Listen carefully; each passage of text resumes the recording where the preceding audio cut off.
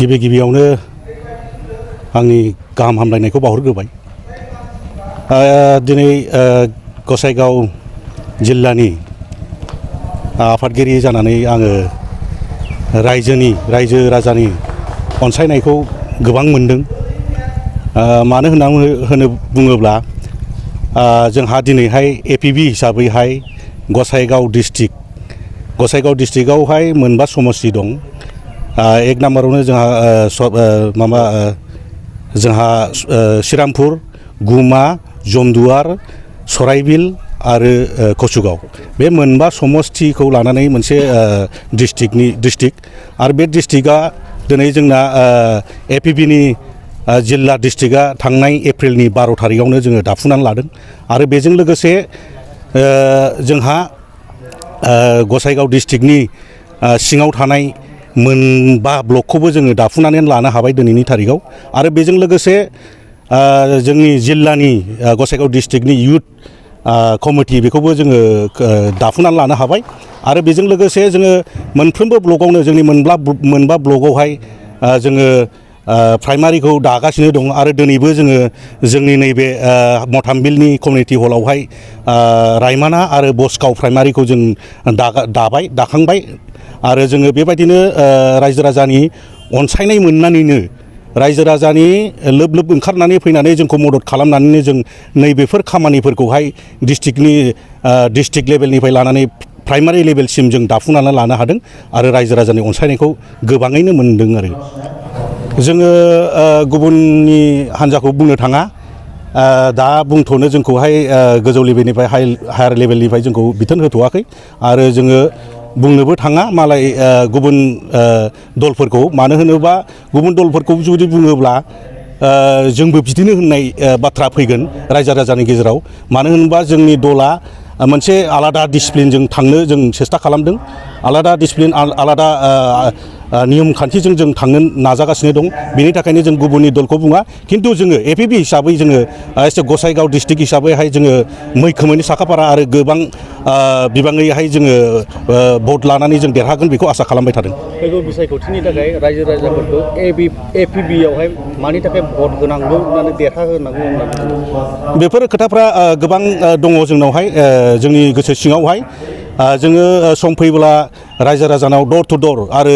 जायगा प्राइमारि बा गामि ओनसोलाव थांनानैहाय जोङो मोजाङैनो खिथाहैगोन जोंहा गोबां दुखु दाहाफोर दङ जोंनि दुखु दाहाफोरखौ रायजो राजाफ्राबो एसेबाबो हमदांनो हाखादों आरो मोनथिखागौ बेनि थाखायनो जोङो दासिमहालागै जोङो दिनैनि थारिखसिमावबो आरो फैबाय थानाय समसिमावबो जोङो रायजो राजानि मदद मोनगोन होननानै जों आसा खालामबाय थादों। जोबोद गोजोननाय मोनदों दिनैहाय जों बेयाव सराइबिल ब्लक एपिबिनि बिनि सिङावहाय थानाय रायमाना आरो बसगाव बे मोननै प्राइमारिखौ दाफुंनानै लानो हाबाय दा बेयाव जोङो जोबोद गोख्रों मावथि बिथांमोनखौनो मोननो हादों बे हिसाबै बे ओनसोलनि रायजो राजा आरो जोंनि अल्टारनेटिभ पार्टियाव बर'लेण्डखौ मददगिरि गासै मावथि लोगोफोरनिसिम बिराद गोजोननाय फोरमायदों। एपिबि हिसाबैहाय इलेक्सननि थाखाय माबायदि थियारि जानानै दंमोन दिनैसिम? जोंनि थियारिया मोजांखौनो जों बुंनांगोन खारन पार्टियाबो एसेबां गोबाव जायाखै जोनोम जानानै दा बे हिसाबैहाय जोङो गोबां जिल्ला दानो हाबाय बेनिफ्राय स्पेसियेलि क'क्राझार डिस्ट्रिक्ट हिसाबैहाय बेयाव जोङो राजनितिक जिल्ला हिसाबै मोनथामखौ जोङो दाफुंनानै लानो हादों बेनिफ्राय ब्लकआबो जोंना गासैबो कमप्लिट जाबाय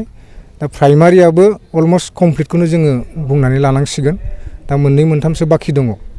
दा बिनि उनावहाय जोङो बुथ कमिटि दानाय हाबाफारिफोरखौ मावगोन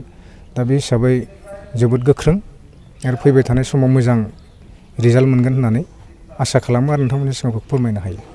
एपिबि राजखान्थि हान्जाखौ जोनोम होनायनि उनावहाय इलेक्सननि थाखाय रायजो राजाफोरखौ मा खावलायनो सानो?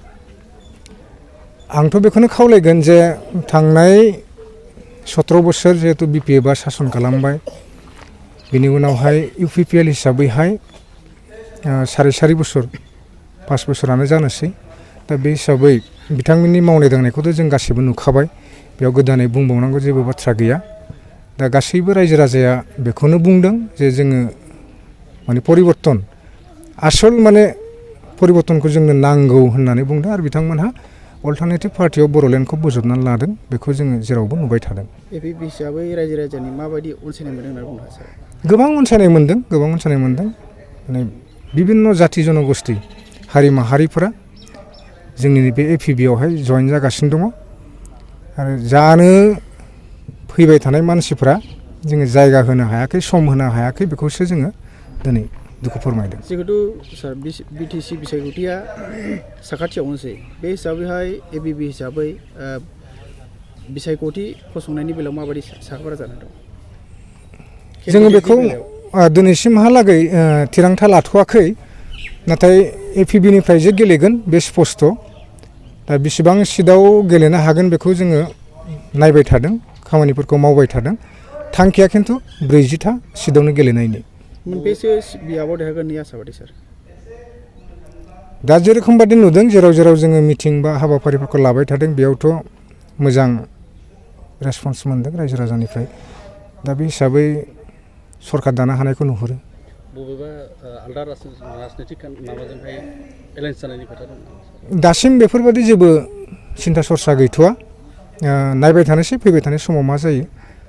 दा जों हारसिङैनो गेलेनायनि राहाफोर लाबाय थादों।